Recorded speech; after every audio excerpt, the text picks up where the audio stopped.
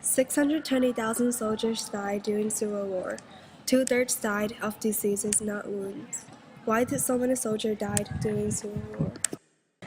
One of the main reasons so many soldiers died was because of poor medical knowledge. Back then, formal medical training wasn't available and there were few doctors. For this reason, the Union and Confederate armies decided to take anyone who considered themselves a doctor. These doctors usually carried a manual that told them what to do. This is a picture of surgeons operating in a federal hospital tent during the Civil War. How would you feel if someone performed surgery on you just after reading how to? That was the case during the Civil War. Most doctors had a manual of military surgery written by Dr. Gress. Back then, doctors didn't understand how germs were carried or spread. They would not wash hands or clean tables before operating on each patient. In fact, they violated nearly every rule of sterile technique used today. How did medical knowledge improve after the Civil War?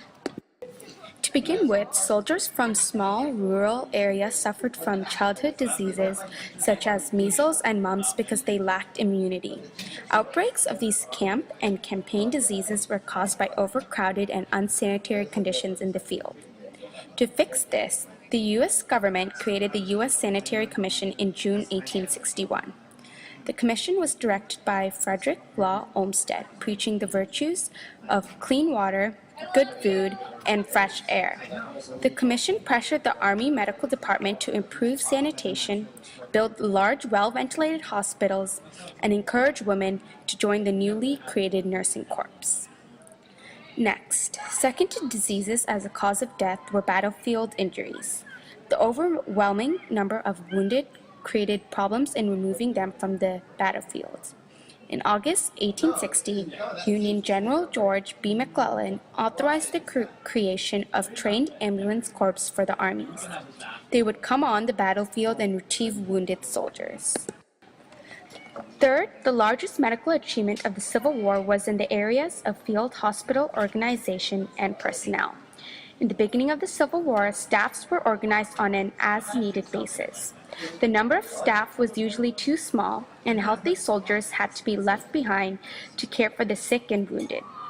Anyone, regardless of medical skill, could volunteer as a nurse. Hospital facilities were established in existing unsanitary buildings or were constructed wherever it was convenient.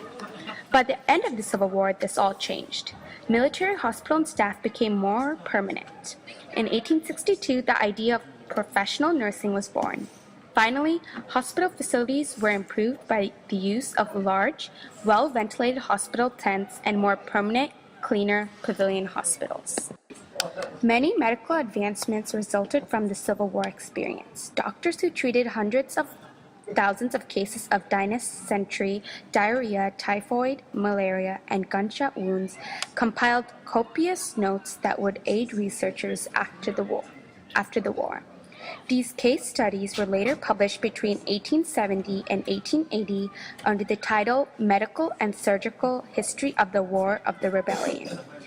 From these notes, medical army officers recognized that enforcing sanitary standards in the fields could reduce the spread of disease, and the numerous cases of the post-operative infections such as hospital gangrene led to the increased study in ways to prevent it.